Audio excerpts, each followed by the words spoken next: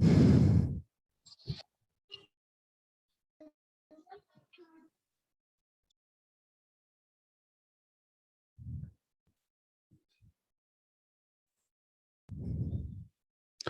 Morning everybody. आवाज आ रही है? Good morning sir. Good morning sir. Good morning Today we will talk about sir. today we will talk about bivariate data and scatter diagram। ठीक है, actually जो है हमें जब हम कोरिलेशन या रिग्रेशन पढ़ते हैं तो उसमें ये बाइवेरिएट डाटा और स्कैटर डायग्राम ये जानना जरूरी है इसके पहले। ठीक है, और ये तुम्हारे सिलेबस में भी है, इसलिए हमने आज जो टॉपिक रखा है वो बाइवेरिएट डाटा और स्कैटर डायग्राम। इसके बाद जो हम पढ़ाएंगे कोरिलेशन पढ़ाएंगे। आवाज नहीं आ रही है। आवाज नहीं आ रही सर। आवाज नहीं आ रही है?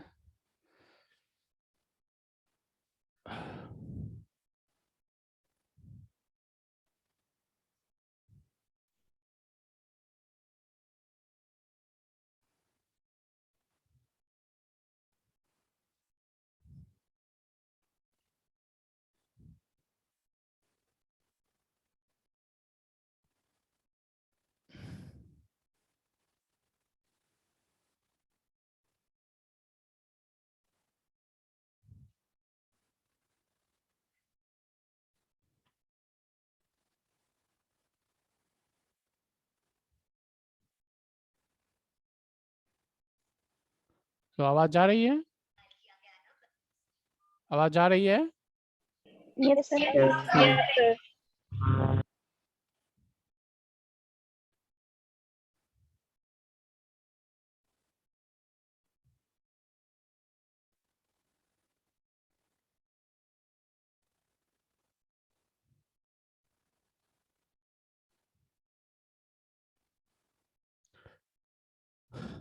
आज जो हम बात करेंगे वो बात करेंगे bivariate data and scatter diagram. अब नाम से ही पता है बाइवेरिएट मतलब उसमें दो वेरिएबल होगा। ठीक है, यूनिवेरिएट मतलब एक वेरिएबल होगा, बाइवेरिएट मतलब दो वेरिएबल होगा। ऐसा डाटा जिसमें दो वेरिएबल हो। ठीक है, और दोनों में कुछ ना कुछ रिलेशनशिप अगर हम इन्वेस्टिगेट कर रहे हैं तो उसको बोलते हैं बाइवेरिएट डाटा। ठीक है, तो what is bivariate data? In statistics, bivariate data is data on each of two variable where each value of one of the variable is paired with a value of other variable। जैसे हम जैसे example बता रहे हैं, जैसे हम बोल रहे हैं एक्सपीरियंस और इनकम। ठीक है, फार्मर्स का एक्सपीरियंस और उसका इनकम में क्या रिलेशन है। एक्सपीरियंस बढ़ने के साथ उसका इनकम बढ़ रहा है इस फार्मर का। अगर हमको ये देखना है तो इसमें दो वेरिएबल है, एक है इनकम और दूसरा है एक्सपीरियंस। तो दोनों में रिलेशनशिप हम इधर देख रहे हैं।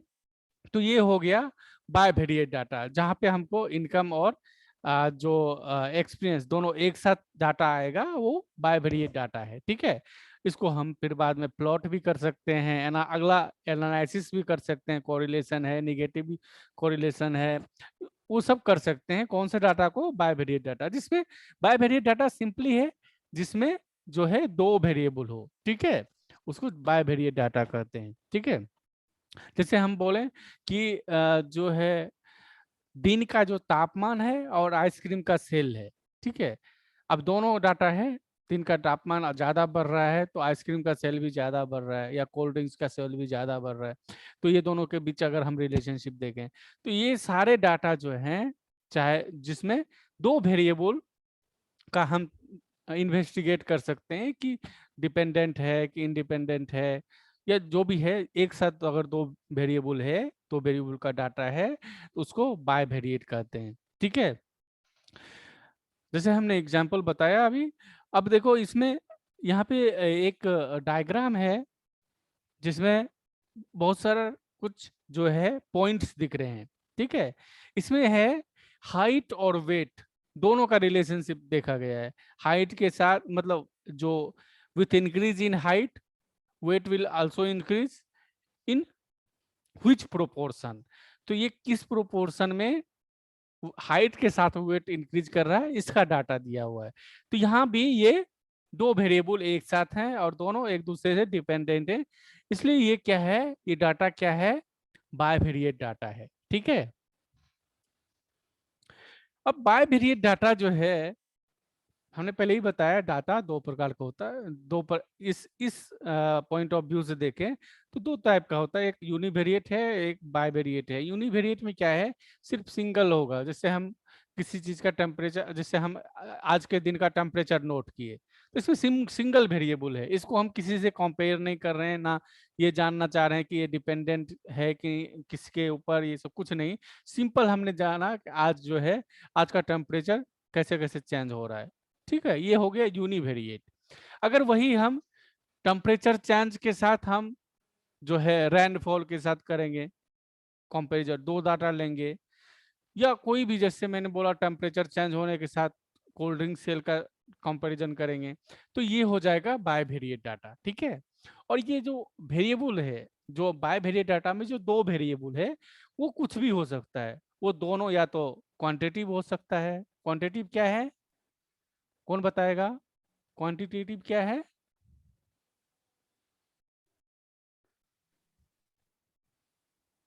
नंबर कितना अमाउंट में, अमाउंट बताएगा जिसे सर वो। जिसे हम मेजर कर सकते हैं। ठीक है, और क्वालिटेटिव क्या है,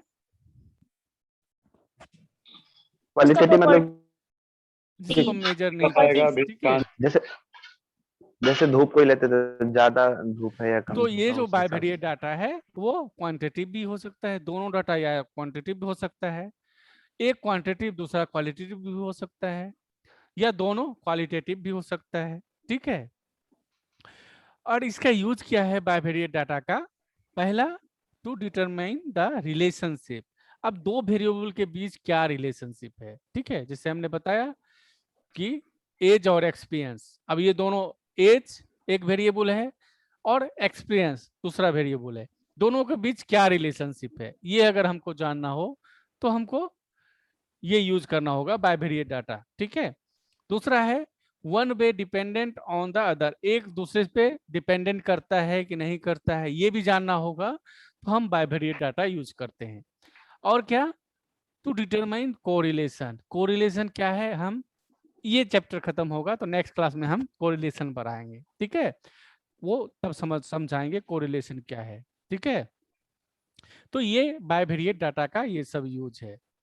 अब नेक्स्ट है स्कैटर डायग्राम। ठीक है, स्कैटर डायग्राम क्या है, स्कैटर डायग्राम जो है, जो हमने बताया बायवेरिएट डाटा, न्यूमेरिकल वैल्यू, जो बाय डाटा का न्यूमेरिकल वैल्यू जो है, वो एक वेरिएबल से दूसरे वेरिएबल को प्लॉट करते हैं, एक्स एक्सिस और वाई एक्सिस, मान लो दो एक्सिस लिया, उस पे हम दो वेरिएबल प्लॉट करते हैं। मान लो एक्स पर हमने एज लिया, वाई पर हमने एक्सपीरियंस लिया और उसको प्लॉट किया, उसको प्लॉट करके जो वो बिंदा बिंदा वो स्कैटर डायग्राम जो बनेगा, उसी को स्कैटर डायग्राम बोलते हैं।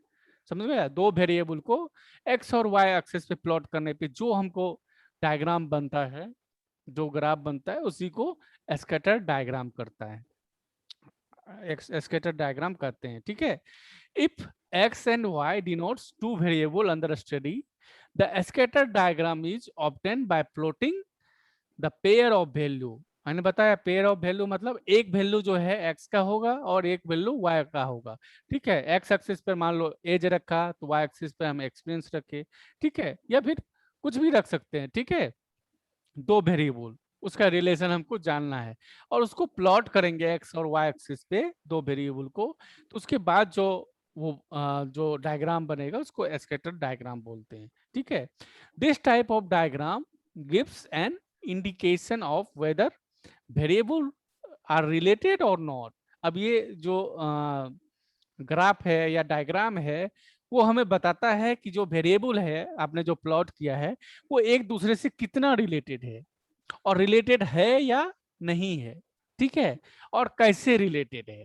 ठीक है, अब वो जो स्कैटर डायग्राम डिफरेंट वे में आएगा, तो उसके आधार पे हम जान पाएंगे कि जो दो वेरिएबल हमने लिया है, एक y पे लिया है और दूसरा x पे लिया है, वो दोनों आपस में कितना रिलेटेड है और रिलेटेड है कि नहीं है।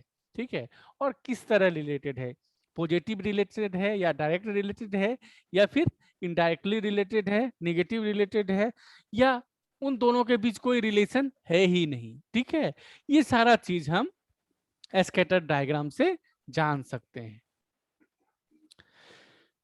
अब है if x tend to increase as y increases in same proportion, जितना x इंक्रीज किया उतना ही y भी इंक्रीज करेगा।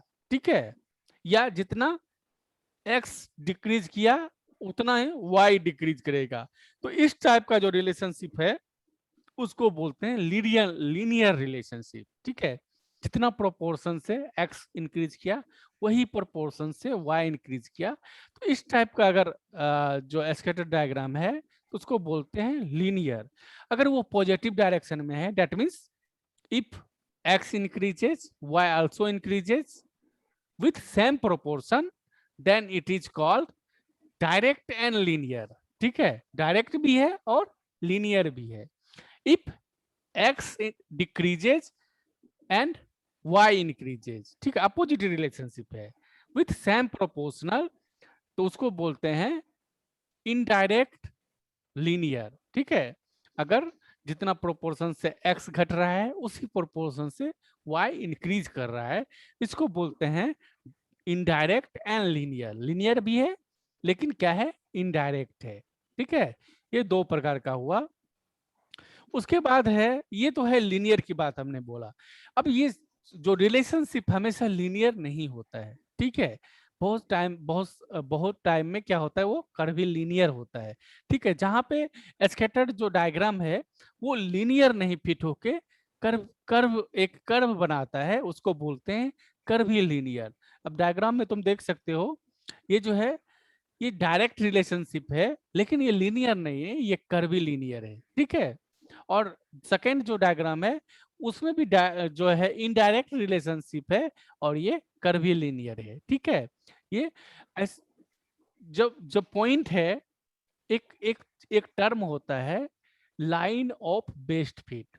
लाइन ऑफ बेस्ट फिट क्या होता है, जैसे मान लो बहुत सारा स्कैटर्ड पॉइंट है, देख रहे हो डायग्राम में बहुत सारा स्कैटर्ड पॉइंट है।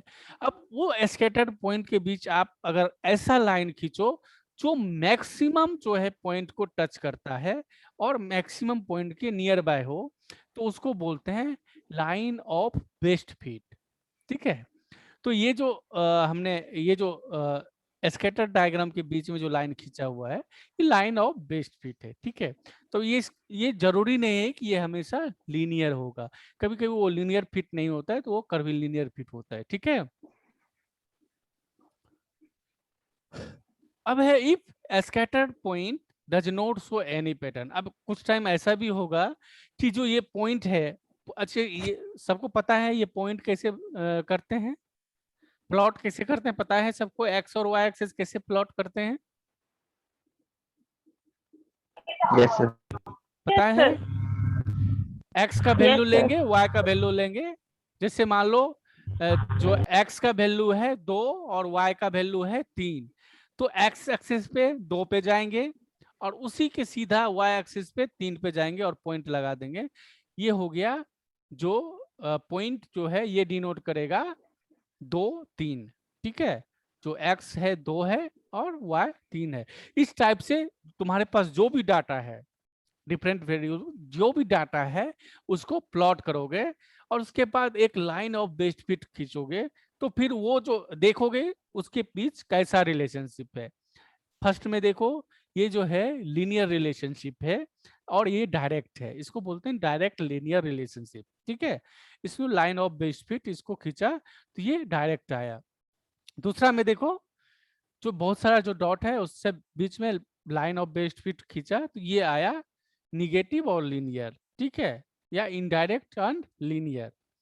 नीचे में क्या आया, नीचे वाला जो है वो है निगेटिव और कर्वी लीनियर। ये लीनियर नहीं है, ये कर्वी लीनियर है। ठीक है, और ये जो है ये है नो रिलेशनशिप, इसको नॉन सेंस रिलेशनशिप भी बोलते हैं। ठीक है, तो यहाँ पे जो है एक्स और एक्सेस, इस पे तुम देखो, इस पे आप ये जो डायग्राम है 4th नंबर वाला डी वाला, उसमें देखो इसमें ना तो पॉजिटिव रिलेशनशिप है, ना नेगेटिव रिलेशनशिप है, ना कर्विलिनियर है, ना लीनियर है। इसमें एक्स और वाई के बीच क्या रिलेशनशिप है, तो ये तुम जज नहीं कर पाओगे।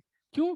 क्योंकि इसमें कोई रिलेशनशिप शो ही नहीं कर रहा है। ठीक है, ये एक्स और वाई के बीच कोई रिलेशनशिप नहीं है, इसलिए इसको बोलते हैं नो रिलेशनशिप और नॉनसेंस रिलेशनशिप। ठीक है, अब है when to use a scatter diagram. जो स्कैटर डायग्राम है वो कब आप यूज कर सकते हैं, ठीक है, कब यूज करना है आपको। When you have pair numerical data, जब तुम्हारे पास दो न्यूमेरिकल डाटा हो, पेयर्ड हो, ठीक है, दो पेयर मतलब दो न्यूमेरिकल डाटा हो, और तुम्हें जानना है कि कुछ देखते हैं कुछ रिलेशनशिप इसके बीच है या नहीं है। ठीक है, तो तब आप यूज कर सकते हैं स्कैटर डायग्राम। दूसरा, when your dependent variable may have multiple value for each value of your independent. बहुत सारा तुम्हारा इंडिपेंडेंट वेरिएबल है, इंडिपेंडेंट वेरिएबल मतलब एक्स का वैल्यू है बहुत सारा, और डिपेंडेंट वेरिएबल वाई का भी वैल्यू है। अब दोनों के बीच रिलेशनशिप देखना है तो तुम ये स्कैटर डायग्राम यूज कर सकते हो। तीसरा है when trying to determine whether the two variables are related or not।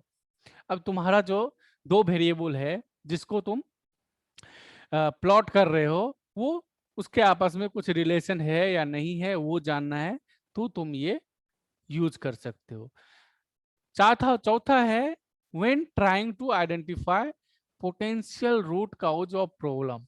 कोई चीज के लिए काउज वो कितना इफेक्ट करता है उसका, उसके लिए वो प्रॉब्लम, किसी चीज का प्रॉब्लम का काउज क्या है, रूट काउज क्या है, वो जानने के लिए भी हम स्कैटर डायग्राम यूज कर सकते हैं। ठीक है, इसके अलावा काउज एंड इफेक्ट, ठीक है, जैसे हम बोलेंगे रेनफॉल और प्रोडक्शन। वाई पे हमने लिया प्रोडक्शन और जो है एक्स पे हमने लिया रेनफॉल। अब रेनफॉल होगा ज्यादा तो प्रोडक्शन ज्यादा होगा, ठीक है, ऐसा हमने, अब हमको रिलेशनशिप टेस्ट करना है तो वहां भी हम स्कैटर डायग्राम यूज कर सकते हैं। ठीक है, तो ये काउज और इफेक्ट टाइप का जो भी है प्रॉब्लम्स, वहां भी हम स्कैटर डायग्राम यूज कर सकते हैं। अगला है when determining whether two effects that appear to be related both occur with the same cause। एक ही काउज पे दो इफेक्ट है, ठीक है, तो उस कंडीशन में भी आप स्कैटर डायग्राम यूज कर सकते हैं। और लास्ट है when testing for auto correlation for constructing A control chart. ये ऑटो कोरिलेशन जब हम कोई भी एनालिसिस करते हैं हायर स्टडी में या रिसर्च में, तो वहां पे हमको ऑटो कोरिलेशन चेक करना पड़ता है। आपको ये इंश्योर करना पड़ता है कि आपका जो प्रॉब्लम है वो ऑटो कोरिलेटेड नहीं हो। ऑटो कोरिलेशन कम करना होता है। ऑटो कोरिलेशन है क्या, जैसे हमको देखना है कि रिलेशनशिप देखना है एक्स और वाई में। वाई पे हमने लिया है प्रोडक्शन और एक्स पे हमने लिया है rainfall, quality of seed, quality of feed, ये सब लिया है। अब इसमें जो है एक्स जो है वो है इंडिपेंडेंट वेरिएबल और वाई जो है वो है डिपेंडेंट वेरिएबल। वाई पे हमने लिया है प्रोडक्शन और जो है एक्स पे लिया है हमने quality of seed, quality of feed और रेनफॉल। अब मान लो गेहूं का प्रोडक्शन के बारे में बात कर रहे हैं, ठीक है, ये तीन चीज मिल्क जो ये जो एक्स एक्सिस है वो है काउच, अच्छा रेनफॉल होगा, अच्छा क्वालिटी सीड होगा, अच्छा क्वालिटी फीड होगा, तो मतलब फर्टिलाइजर होगा, तो वो अच्छा प्रोडक्शन देगा। तो ये जो वाई है वो इफेक्ट है और एक्स क्या है, काउच है। ठीक है, तो जो है हमको देखना होता है कि जो ये डिपेंडेंट वेरिएबल है दैट इज वाई, वाई क्या है प्रोडक्शन, वो डिपेंड करता है किस पे, एक्स पे, रेनफॉल पे, क्वालिटी ऑफ सीड पे, क्वालिटी ऑफ फर्टिलाइजर पे। ठीक है, तो अब कभी वो इसका जो इफेक्ट है वो जो अच्छा रेनफॉल का, अच्छा सीड का, अच्छा फर्टिलाइजर का, वो है प्रोडक्शन पे। ये हम इसमें स्टडी करते हैं कि x का इफेक्ट क्या है y पे।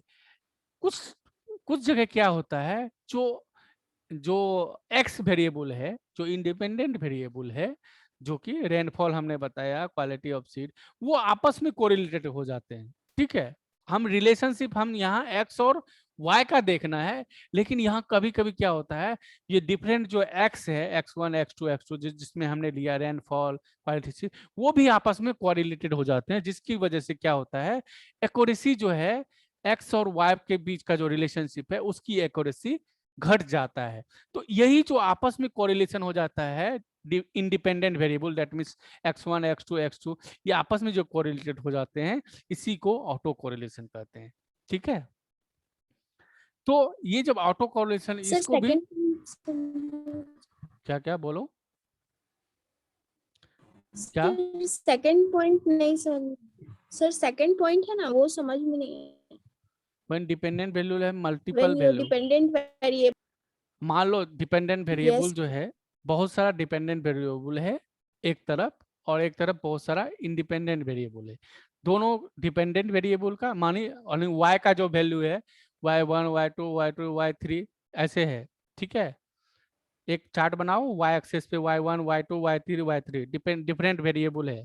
ठीक है, और y x एक्सेस पे x1 x2 x3 x3, यही तो है मल्टीपल वैल्यू, और दोनों के बीच रिलेशनशिप देखना हो। समझ में आया? Multiple value dependent variable, dependent variable है, हमने पहले ही बताया डिपेंडेंट वेरिएबल जो है वो क्या है, किसी चीज का इफेक्ट है। जैसे हमने बताया रेनफॉल और प्रोडक्शन, यहाँ पे जो रेनफॉल है वो है इंडिपेंडेंट वेरिएबल, और प्रोडक्शन जो है वो है डिपेंडेंट वेरिएबल। ये प्रोडक्शन जो है वो डिपेंड करता है रेनफॉल पे, तो ये जो प्रोडक्शन है वो डिपेंडेंट वेरिएबल है, और रेनफॉल जो है वो इंडिपेंडेंट वेरिएबल है।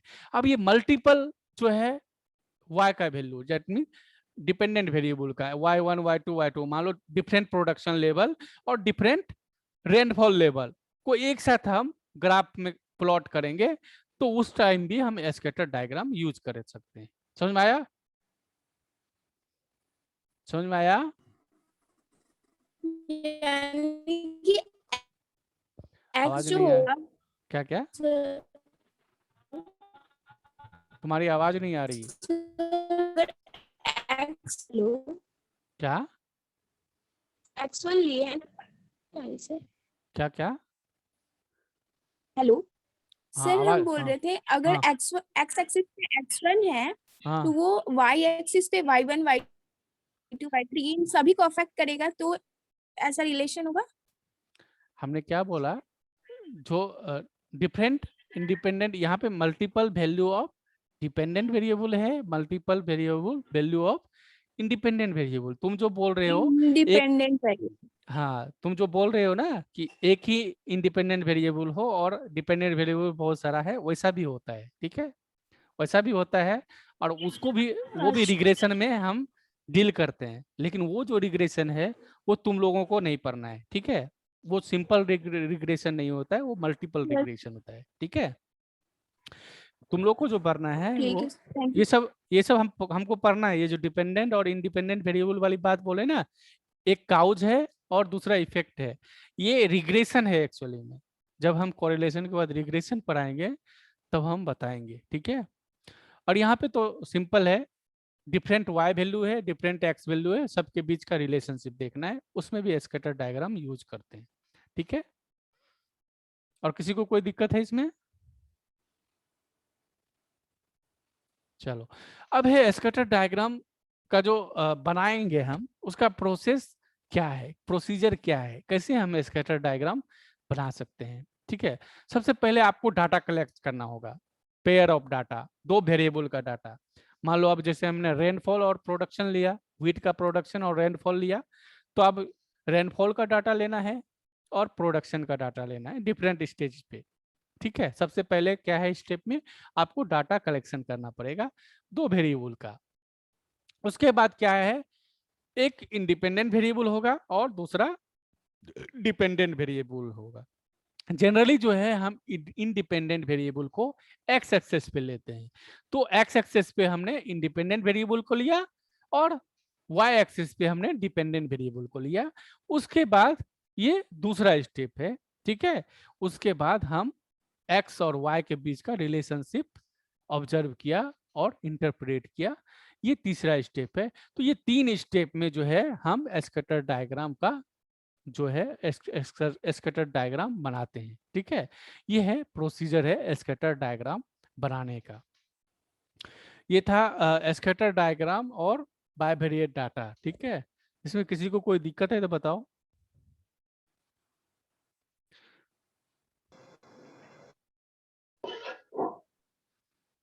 बोलो। सिंपल है, ठीक है। सर वो इसमें हाँ बोलो। वेरिएबल सर इंडिपेंडेंट, सर वो वेरिएबल्स को इंडिपेंडेंट वेरिएबल और इंडिपेंडेंट वेरिएबल कैसे मतलब ये करेंगे? बारिश भी तो इंडिपेंडेंट ही होगा ना? तो हमने तो बोला बारिश इंडिपेंडेंट वेरिएबल है। हमने बताया काउज और इफेक्ट, किसी चीज का जो काउज है वो इंडिपेंडेंट वेरिएबल है, इफेक्ट जो है वो डिपेंडेंट वेरिएबल है। जैसे हमने बोला रेनफॉल के कारण जो है प्रोडक्शन ज्यादा हुआ, तो प्रोडक्शन यहाँ पे डिपेंडेंट वेरिएबल है और रेनफॉल इंडिपेंडेंट वेरिएबल है, ठीक है। तो काउज और इफेक्ट के आधार पे हम डिपेंडेंट वेरिएबल, ये जब रिग्रेशन पढ़ेंगे ना तब ये बात आएगी, ठीक है। ये रिग्रेशन में बताएंगे कौन सा इंडिपेंडेंट है। जनरली जो है इंडिपेंडेंट है उसको हम एक्स एक्सिस पे लेते हैं और डिपेंडेंट को वाई एक्सिस पे लेते हैं, ठीक है। तो जो भी वैल्यू होगा एक्स का वो है इंडिपेंडेंट का और वैल्यू वाई का जो है वो डिपेंडेंट का। आगे पूछो कोई।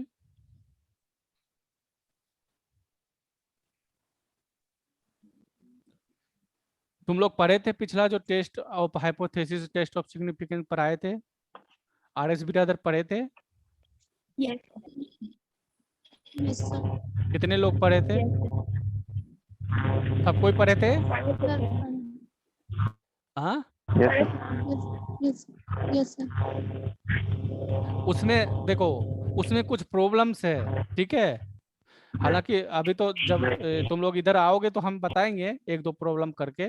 उसमें कुछ प्रॉब्लम एग्जाम्पल में दिया हुआ है, उसको पढ़ो और समझने की कोशिश करो, ठीक है। यहाँ आएगा तो हम बताएंगे क्योंकि यहाँ से तो बताना न्यूमेरिकल संभव नहीं है, ठीक है।